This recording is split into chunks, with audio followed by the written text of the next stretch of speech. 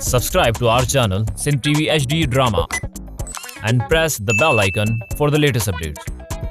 हाणे मत कर सावरन में रहण जो तुल जो शौक़ हुयो न। हाणे मां सेठाणी सां गॾु कोन रहंदसि।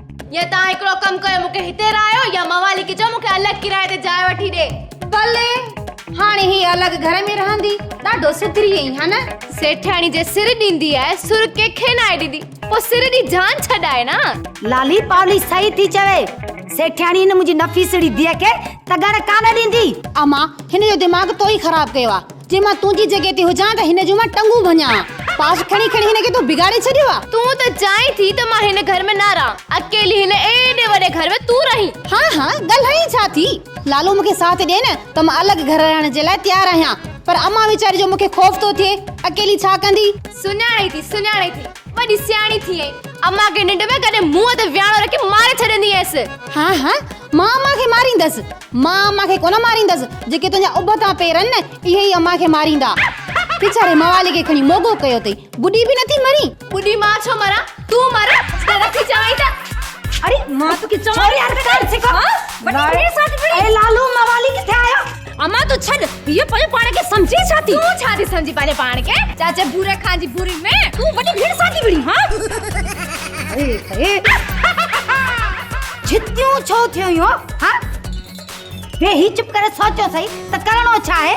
मुखा पुछो तई, मां सॼी रात अकेली वेठी ताड़ियूं वॼायां। अम्मा ताड़ियूं छो थी वॼाई। मच्छर वारी बाकी पिणे मारींदो छा। अम्मा अज बाबे जो जिक्र गडी मुखे बाबो याद ॾियारे छॾी। मां पिणे खे रोज़ याद कंदी आं, खास करे जॾहिं अध रात थींदी आ ऐं हिकड़े विहाणे ते मुंहिंजो मथो हूंदो आ, ॿिए विहाणे खे खाली ॾिसंदी आहियां त तो वारो पी याद अची वेंदो आ। अम्मा बाबे वॾो फोटो ठाराए पासे वारे विहाणे में चंबड़ाए छॾ।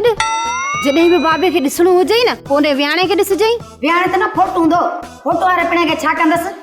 हाँ मां हाणे समझी वियमि त तोखे चुरपुर वारो बाबो खपे। हा जेको मूंसां सूर वंडे ऐं हाल ओरे, पाण खे चार मणनि में ऐं मूंखे गुलनि में तोरे। ओ अम्मा इहे सीन पुराणी फिल्मुनि में ॾेखारींदा हुआ। अम्मा ही मश्करनि जो ॻोठ आ, ॻोठनि में ईअं नाहे थींदो। जेकॾहिं ईअं न थींदो त पोइ भला हीअं कयो, मूंखे कल्लूअ खां तलाक वठाए ॾियो ऐं बेंद पाणायो। अजय लालू जे ख़र्च ते वेठी आं। अम्मा इहो मूंखे न चो, तूं इहो लालूअ खे चो, उहो तुंहिंजो मसलो हल करे। तूं इन मसले में मुंहिंजी मदद कराए न।